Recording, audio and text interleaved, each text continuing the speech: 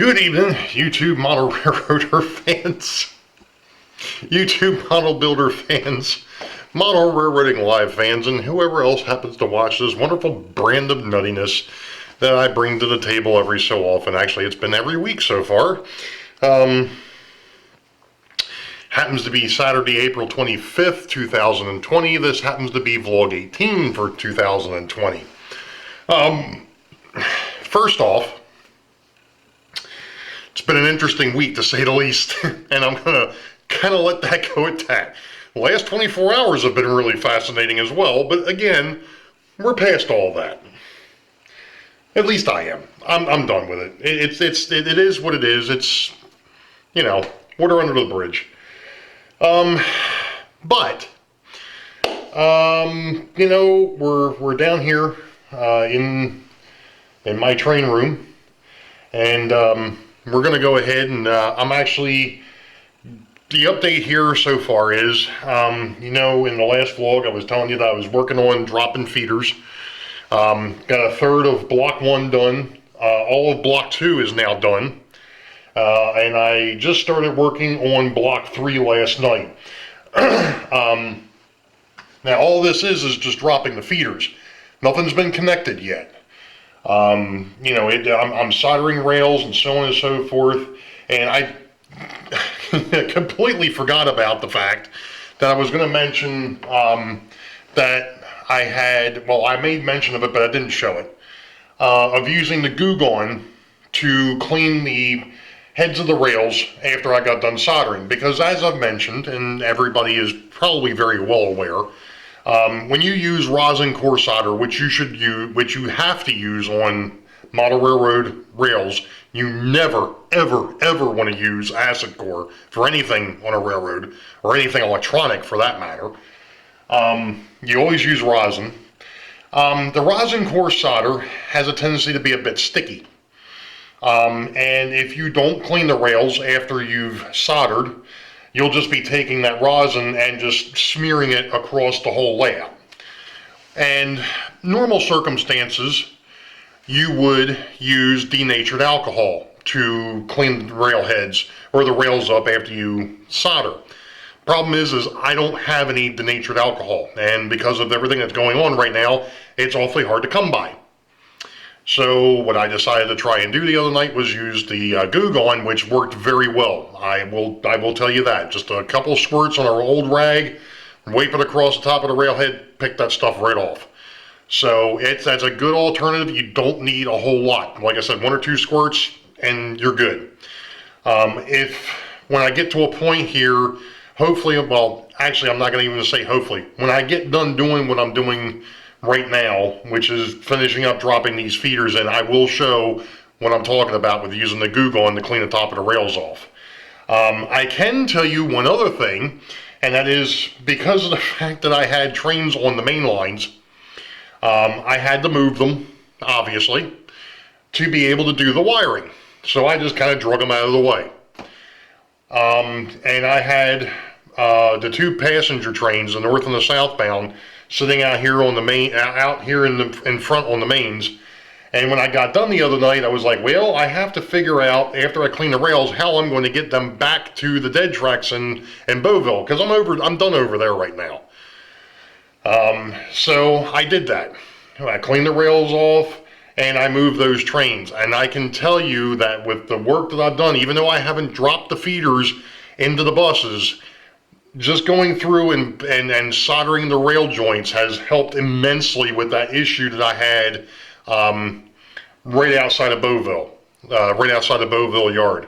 As I was telling you all, you know, the trains that would get off of block 2 and hit block 1 going south, and they would crawl around Boeville, and by the time they got to the back end, they would start picking up speed, and by the time they obviously got to the hidden yards, they were flying.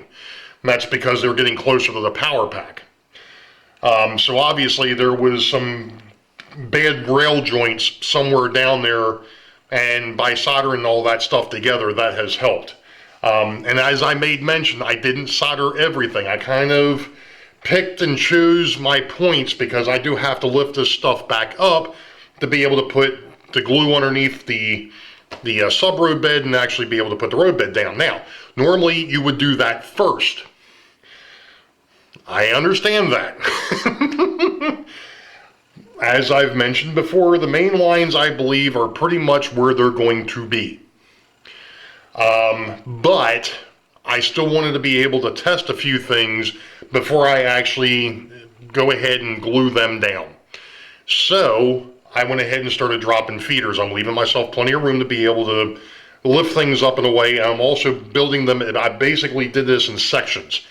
You know, there's certain sections, and as I mentioned also, I've got breaks in here that I've natural breaks in the wood that I'm trying to keep as well. So that way, if I ever have to take this thing back apart again, it can come apart without too much trouble. I don't have to come down here with a Sawzall or a Dremel tool and start cutting through anything because it's already set up to come apart in those spots. So I'm going to go ahead and finish wiring block 3 here, because that's where I'm at. I'm actually on the block 3, and that's the curve around Newton's farm. And once I get to the back side, I'll be working on the main lines in the Harrisburg and Richmond yards, which is a part of block 1. So that's where we are. Actually, you know, I just happened to think, I'm not in block 3 anymore. I'm back on block 1. Because block 3 ended right before the drop down, so I'm on top the drop down now, so I'm in block 1 again on the opposite end. So let me get after this, and we'll go from there. We'll be back. All right, we talked about this earlier, but what I've got here is an old sock with a block of wood inside of it, and I'm just going to squirt a little bit of this on here. Put that off to the side for a minute. And I'm just going to rub the rail, hopefully without taking out all the spikes, which is an issue that I had the other night, and apparently I still have.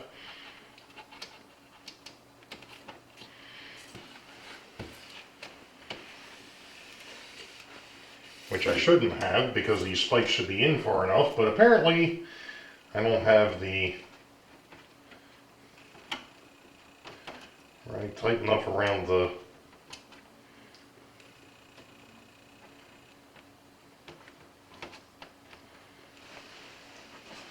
pull tight enough around the wood block, I guess. There we go, that's better.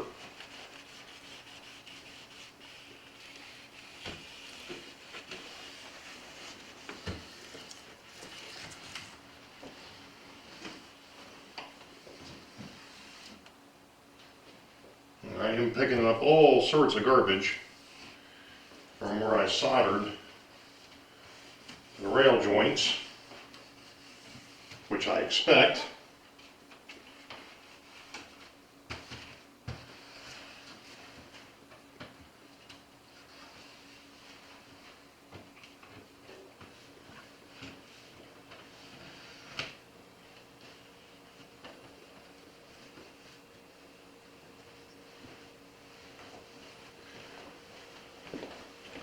But that is definitely, and of course I did the other night as well, taking that stickiness off the rails.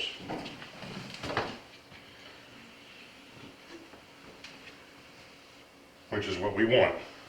Because we definitely, when we run a train, do not want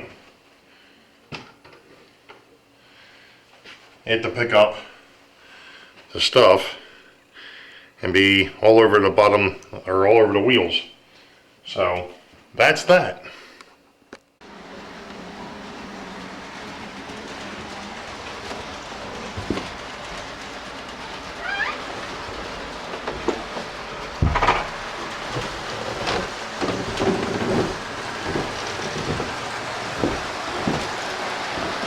So as I was mentioning the other night, this is the first thing you see coming down the steps into the train room.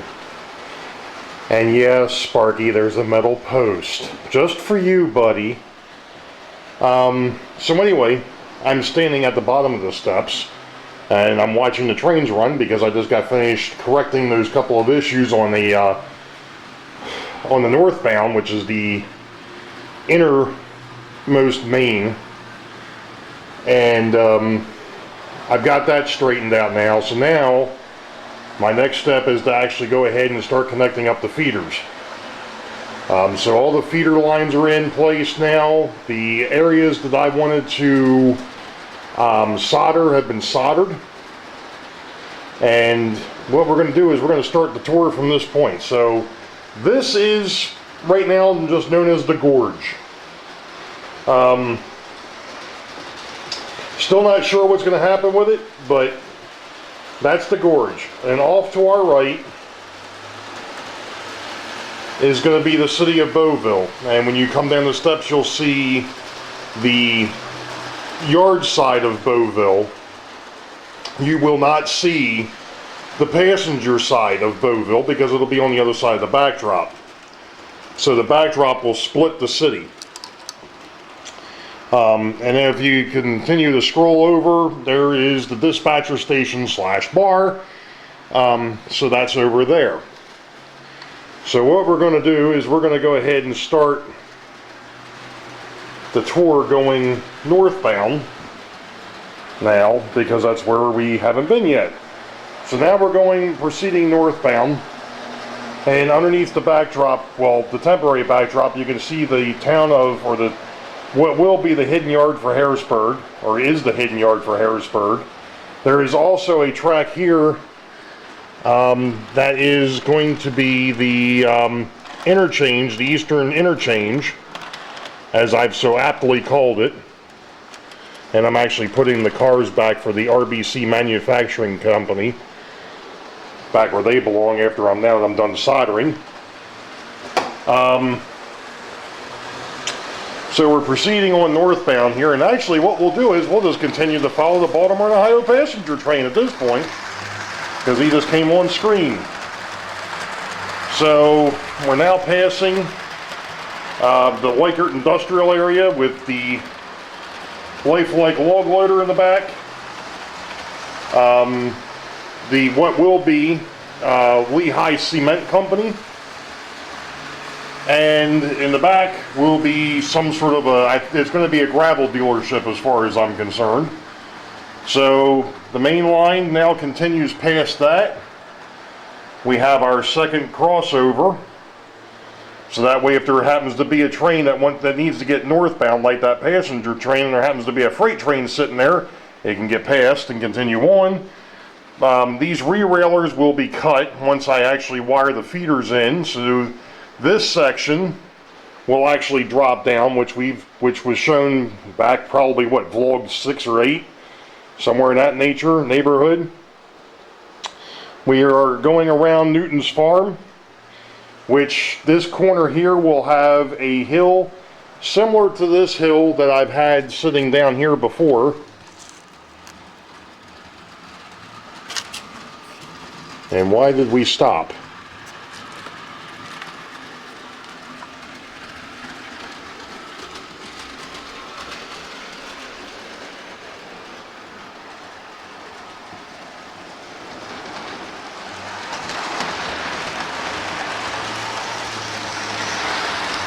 I think I forgot to switch a switch back. Well, I'm not quite sure what happened there. Sorry. Anyway, so this here will be like a cut around the front here, and of course down the back. And then now we're going into what you'll see here first is the hidden yard for Richmond. This passenger train is going to drive me up a frickin' wall. I do not understand. It was running fine for like 10 minutes before I went ahead and turned on the camera, of course. Anyway, so this here is the hidden staging yard for Richmond. And then the hidden staging yard for Harrisburg. And obviously these two tracks here are for continuous run, which is what we've been using. And let's see if we can get this guy to No idea. So, you know what we're going to do? We're going to go ahead and we're going to follow Mr. Pennsylvania now, going southbound. Because that's the route that he's actually on. He's actually on the outermost main, which is the southbound main. And you just got to see the how that continuous run trackage works through the hidden yards. And this is what I was also talking about Sunday night, is the fact that I need to cut down the hill for the farm because it's too high. It doesn't match up.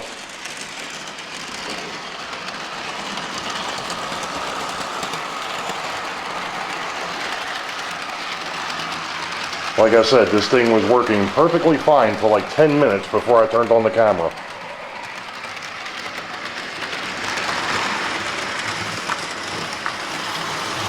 And now, not only does it want to stop, it also wants to uncouple itself. Anyway, catching back up with the train, the Pennsylvania train, as it proceeds southbound through Boeville Yard, and of course the passenger trains in reality would actually be going underneath the city here. Union Station will be occupying this area, which is the right reason why the passenger tracks are over here. And of course now we're back to where we basically picked it up before. So that's it. Well, for once I wasn't standing underneath of a sunbeam. Sorry. Quick update, and I'm going to go ahead and close this vlog out. Went ahead and started putting in the feeders, actually hooking the feeders into the buses underneath the layout. Now, I ended up with a little bit of a problem, and that's the fact that I don't have enough suitcase connectors to actually go ahead and do that. That was one issue. Second issue was, in the case of dead tracks, usually what you would do is you would go ahead and you would wire one rail with, you'd have a section that would have a insulator joiner, a section of rail with a wire hanging off of it, another on that same piece of track, another insulator, and then on the other side, with the rail coming in, you would actually go ahead and have another wire hanging down, and when you flip the toggle switch to the on position, electric would flow through the switch and to that piece of rail that was isolated. Well, I decided I wasn't going to do it that way, and there was a good reason for it. What I'm actually going to do is I'm actually going to wire that into the bus. That one wire that would be picking up power, instead of picking it up from a rail, I'm going to have it pick it up from the bus, which presented another issue. Some of the wiring that I did the other night when I was over because I decided to do the city first because that's where my biggest issues are. That's the biggest, let's put it this way, Block 1 North and Block 1 South are the biggest blocks on this railroad. And as you all know, I was talking about it in the last vlog, the power packs, or actually talking about it on Sidetrack Sunday, the power packs over here sit behind what will be Newton's farm. They're on one end of the block, which means that by the time you get over to the city, there's no power left, because it's only going in one direction because it's isolated right in front of Newton's farm. So I decided, well, I'm going to work down that end and see if I can't help get some power down there. Well, that's the issue. If I do that, I want to go ahead and have everything kind of wired together so I don't have, multiple suitcase connectors, basically doing the same thing. So I'm going to go ahead and hopefully get a hold of some more parts. I know somebody said don't use the suitcase connectors. There's something else out there. But so far so good with the suitcases. I'm going to stick with those. They seem to be doing an okay job. I mean, they're fairly simple to use. You don't have to worry about cutting wire or anything. You just put the suitcase connector around, snap it shut, and you're done.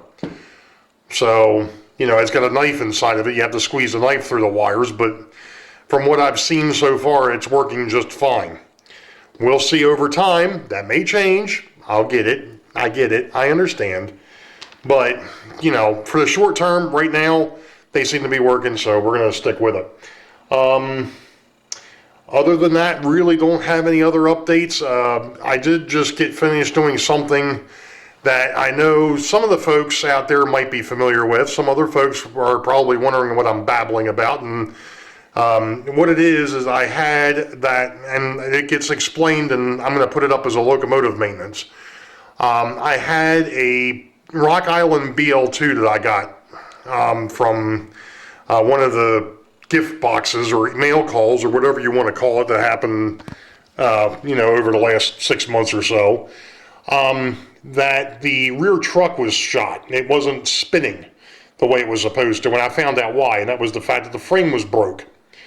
As it turned out, I actually had a dummy AHM BL2, so I actually went ahead and took that dummy frame and put it in place of the frame that carried the electric motor. So I just got finished working on that. It just ran around the layout. It still needs some TLC. It sounds like a like a Harley Davidson motorcycle when it goes across the railroad, which means it needs to be greased and oiled. So, and it also needs a traction tire. And as I mentioned in that little maintenance thing, I know I've got the traction tires. I just don't know where they're at the moment. Somewhere in my stuff there is a little thing of traction tires. Anyway,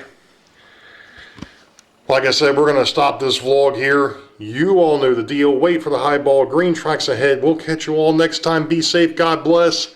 See ya.